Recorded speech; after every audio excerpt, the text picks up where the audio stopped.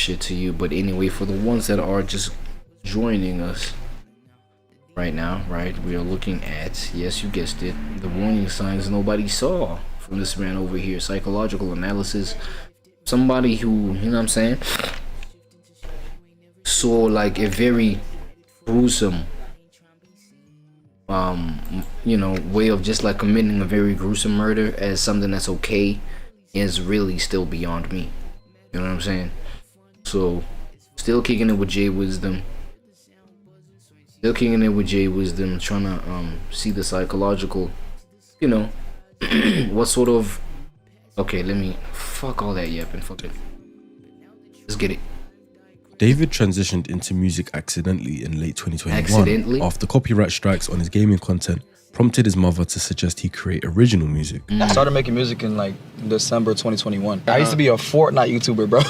Like, it's so crazy. The only reason I started making music is because my videos got copyrighted, because I was using like Scissors music, Justin Bieber music, all that. And my mom was like, yo, if you're getting copyright strike, you're not making no money, make your own song. So I was like, bro, I could probably do that. Because of his ability, I know he's able to play and do, so I said, just make your own music. And that was that. So I kept doing it. And then it kind of just became this thing where the music was getting more popular than the Fortnite videos. My SoundCloud numbers surpassed my Fortnite videos numbers. And it was out of here, bro. He had no prior musical ambition. What he did have though was years of accumulated internal material.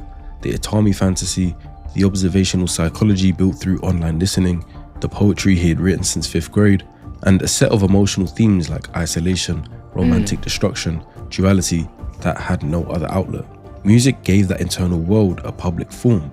It also gave it a socially legitimate one. Dark themes that are wrapped in musical craft don't register to us listeners. Damn, man, look at how it blew into, bro.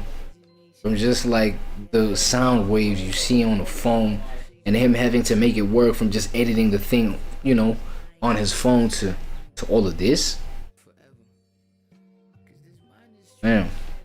Man played with like as warning signs. They register as artistry. The same content that might raise concern if it was in a journal or a private communication is celebrated when it has a compelling melody behind it. David's own statements confirm that his early music was not drawn from lived experience, but from imagination and preparation. When I write music about heartbreak, and I feel like his biggest mistake was taking that imagination, you know, replacing real life scenarios with it, or real life experience with it. You know what I'm saying? I don't know, like maybe real life for him was, well, bro, again, bro, he was isolated, alienated from the rest of the world, bro, with all that homeschooling and how he was just treated. Damn, it's just tricky, right? And the sad type of things, I write it not from experience, because I was a really homebody. I was homeschooled. Like, I didn't have much of a social outlet like that. I write it in like preparation. I feel like when you commit to love, you commit to devastation as well. I think it's a mixture of like trying to figure it out myself and then looking at other people's experiences. I mean, 'cause I've never experienced like true heartbreak either. So I write all these songs in preparation for it, so I'm not devastated, you know? So I know what to expect. For it? He describes writing about heartbreak in preparation, having never experienced it. Bro, you talking about preparing for heartbreak. Like, do you realize, bro, y'all realize how he dealt with his heartbreak though? Heartbreak is not supposed to lead you to have somebody's body parts packed up in your front trunk of your Tesla, buddy. You know what I'm saying? Having chopped them up, like, oh my god, bro. Like, I don't even want to freaking delve into like the details, but that's like heartbreak, you know, for somebody that's like healthy upstairs, dude. That's not what heartbreak's supposed to make you do, man. And that's because, you know what I'm saying? The whole thing of living in your own world, bro. You know what I mean? I'm not gonna lie, bro. You know, it's not no knock to like people who are introverted out there and this, that, and the third. And I don't even think it was the form of introversion that was going on with him. It was literally just like being alienated from the world, bro. It's not like being introverted. Like, introverts still do like engage with the rest of the world, and from the engagement with the rest of society and human beings, that should be enough to teach you how to, you know, interact with human beings. That, dog, it's not that deep, bro. You don't You don't kill somebody off of the fact that they threatening your career. You know what I'm saying? Even if they are threatening your career, dog. It's like it's certain outlooks, you know, psychologically or mentally, that you could just like latch onto, that don't have to, you know, make you like murder somebody else because they threatening something of yours. You know what I'm saying? Yes, threat, like feeling threatened is a real thing, and different people respond differently to like threats, especially when you got somebody who is so socially just out of whack, right? Like he doesn't have a proper understanding of society, clearly. You know what I'm saying? Because of what we just broke down, okay? Because of what we just broke down with like his early development, childhood, things like that. But yeah, it's certain levels of just like functioning, bro, where it's like, yeah, bro, it was over for him like a long time ago. He's talking about he was preparing for heartbreak. What sort of preparation was this? Clearly, maybe the idea of heartbreak was not the correct one in his head. You understand what I'm saying? In his mind, it was not the proper one, because he didn't even get like enough experiences to like go and experience what heartbreak is, dog. You know what I'm saying? He states directly, "I love over-dramatized themes of romance because it would never be like this in real life." I love over dramatized themes of romance because it would never be like this in real life. So it allows you to like have more room to play around. The thematic content of his early catalog in 2022. See how out of whack he was? He talking about because you know it would never be real. What do you mean, gang? It would never be real life? Oh my God. Like Bleed Out in March, Dirty Secrets in May, Romantic Homicide in July. Yeah. Centers on romantic destruction, hiding dark secrets, killing a romantic partner, and feeling no remorse. Romantic Homicide's central lyric, which David explains in detail in a Genius interview, is constructed. I feel like this is another thing that gets me worried, like in terms of the next generation, right? Like Gen Zs, not even Gen Zs. Gen Zs have like sort of, I think they have, you know, gotten exposed to like certain levels of decencies. You know what I'm saying? Human decency, to a point where like they have something of substance to grab onto as they grow older and older. People that like are born into like even the digitization of, you know, humanity now and nature now, and people who are just born into like, you know, being addicted to these screen times, I feel like they naturally are gonna be developed the same way this man was developed early childhood. Like, that's just a speculation of mine, right? If you ask me, I think that's where things are going for the next generation. Now, imagine having a whole generation of people who like are seeing reality how David saw reality, or is seeing reality. Bro, what sides of a problem do y'all think we about to run into? Potentially. Oh man, like at this point, I just wish people learn from, you know what I'm saying, just like how this dude is sharing his story right here, and be like, yo, you know, what are the points of relation where like there can be connection with how this man came up. And I'm sure he's like a Gen Z too, but I'm talking for Gen Alpha, bro. Gen Alpha, it might be a whole generation that grew up how David grew up. No, I'm just saying, hopefully they don't develop the psychology that David, you know, developed. And to that I add that, yo, people who are raising that generation, bro, look at, like, these videos are important for people like y'all, so that y'all, you know, are aware of what to change in terms of like how this man grew up, and, you know, how you are to bring your offspring up. That's crazy. Specifically around the active first person. Yeah. Not just you died, but I killed you. Okay, cool. He stresses the first person agency. Which was in the back of my mind, but then you think that I'm gonna say you died, but I say I killed you. So it's not like the thought of her is gone by itself was something that she did, it was something that I decided to do.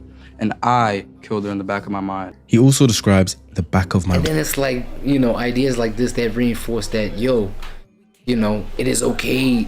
Like these things that happen in real life, it is okay. Or like having justified a real life aspect of it for him to even do what he did. You know what I'm saying? Crazy. For him to even do what he did. You know what I mean? It's like his own imaginative world was so real to him that, you know, he had to just like parallel realness, you know, the realness of reality to what was supposed to, you know, be translated through his music. Mind as the location of this act, which is precisely where he has told us that his fantasy lives. His mother's reaction to romantic homicide is very ironic, but also significant. I showed it to my mother, and she was like, that song's too violent and too sad. You're not releasing it. My son is not gonna be. And you should have fucking listened to that shit, bro. Come on, gang. Should have listened to that. Mothers know best, buddy. Mothers know best, bro. Why did you go ahead and release that? Man. Talking about killing people in music. And I was like, I'm gonna take that as a challenge, low-key. Oh I played my it for in the God. car. I'm gonna take that as a challenge, low-key. Look at where you are right now, gang. Look at where you at, though. Okay, yeah, those songs, though, they're not gonna work for me right here. But David, bro, you were dumb doing that shit, bro. You should have listened to your mother again. I'm not gonna hold you. She was like, David, this song is too violent. You're talking about killing people in your music? No, not my son. And I was like, wait, I might be onto something, bro. She identified something real in the content. That's what I'm He saying. overrode her objection anyway and released it. And that song was the one that became his commercial breakthrough. The commercial success of Romantic Homicide is... And another thing that kind of teaches me right here, right, especially with the scenario where, you know, his mother saw that, yo, dude, the vision, you know, for this kind of song, dog, like, I don't see it going anywhere positive. You know what I'm saying? And the thing is, you know, I feel like what has happened here, like, you know, is now enhancing or accentuating just the saying of, you know, everything that glitters ain't gold, bro. Because, okay, cool, he went on to release the song, right? The song went on to be successful within the standards and metrics of a successful song. You know what I'm saying? But then look at what it catapulted, even just the development of his psychology further into. You know what I'm saying? It made him more of an animal, bro. A naive motherfucker that just like would want to then apply whatever is going on within the music to real life, bro. You see what I'm saying? There was a short circuiting of the brain there, to an extent. You see what I'm saying? And so, yo, this should be a listen. This should be like a teachable moment for everybody though, because he did go ahead to just like gain success. And you may be, you know, resonant and be like, yo, you know, look at all the success of the song. Da da da da. It's like, yo, it was the seed that was planted. The mother spotted it from the get-go, gang. She spotted it from the get-go, you know, and then things catapulted to what they are right now. It's a pivotal moment in the psychology trajectory. Yeah. David didn't receive any social correction for expressing violent romantic fantasy. He received validation, streams, a record deal with Interscope, and multi-million-dollar career momentum. I get the first email from the labels. I showed them, I'm like, all right, my mom has to hear about this now. I was like, there's no way I can like sweep this under the rug. I'm getting really famous right now. And then I meet with Interscope, who I eventually signed with, and I meet on my team Mogul Vision for management that I signed on management. Yeah. And then at that point, it was just time to push the button. From a behavioral reinforcement standpoint, this is near optimal conditioning. The behavior, which was externalizing dark fantasy through art, produced the outcome most desired. There was still that lingering aspect to it, right? That lingering aspect in the back, that shadow aspect where it's like, yo, we still are externalizing dark fantasies through art, bro. It can never, bro, energy has to go on and just like sprout and, you know what I'm saying, bear fruits and things like that. You can't just like, you know, it doesn't die. Y'all know about that saying.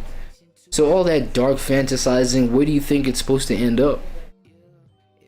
By someone with his developmental history, which was belonging, recognition, status, and the experience of being known without truly being seen. Because not only did he blow up being known without truly being seen. Okay. music, but that coincided being known without truly being seen. Because not only did he blow up in music, but that coincided with social media fame, like TikTok, where he got tons of engagement. But looking back on that, those fans were engaging with someone who wasn't even their true self, and who never took the mask off. I got me as the artist, David, D4VD, Itami, which is the antagonist. He wears a blindfold. My gaming character is coming soon. He is like the one that's super tech savvy and stuff like that. And then my social media persona, which is also being built out as we speak. And that's the 4. He constructed an entire identity architecture around himself with those 4 defined personas. So it's like that DID thing. Y'all remember oh my God, y'all blacked out on me again, bro. I don't know what the fuck to do with y'all, you know, about this. But you know, if y'all are familiar with the movie Split, you know what I'm saying? Split, where that character like had, I think it was 21 personas though, right? That motherfucker had like 21 personas. And then like, I feel like David was, he probably knew that movie. He probably was inspired by that sort of ideology. I don't know. Or maybe that was the movie imitating real life, and real life being this guy's life too. D4VD, that is, you know what I'm saying? Be weird. So I think it was that, what's the, there's a medical term, DID, bro, dissociative identity disorder, something like that. Right, so he may have been operating from that. David the artist, Itami the antagonist, a gaming persona, and a social media persona. Right. None of which were David Anthony Burke. The actual self was not among them. What research? Bro, but you gotta understand, the self didn't even exist at this point, gang. David Anthony Birkins or whatever, he never existed, because he was never seen to be reflected like whatever was supposed to be seen from him. You know what I mean? Okay, that would just be a quick little trivial speculation. But you know, I feel like because you need to, you know, that information needs to be kind of fed back to you. Like, it's, you know, feedback. It's feedback. It's like, yo, constantly being like, you know, I don't know, like who you are, like without playing these different characters in social media, gaming, antagonizing, or Itami, or what this and that and the third. It's like there's supposed to be a you that when I speak to you and address that, you know that I'm talking to you, right? So the opportunity for him to sensitize that aspect to himself was never there. So it's like he had to put on a performance for people to now recognize, first of all, who is in front of them, and then, you know, validate it. And so he had to keep the performance up, the mask. And so, you know, maybe he was like, all right, cool, let me do this, you know, the same concept online. And then that's when the online persona was developed, right? Okay, let me do this certain thing, let me perform this certain thing, within my music, it works. And then, you know, that's where you get the Itami and the David characters of whatever, you know? I don't know, something like that.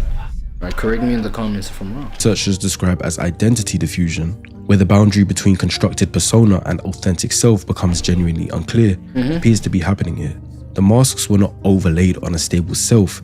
They may have become the primary mode of self-experience. So David from early on learned how to switch between characters. In private, he could be this antisocial kid with dark fantasies. In interviews, he could sound smart and sophisticated. And on TikTok, he could do his best to be relatable and goofy to his audience.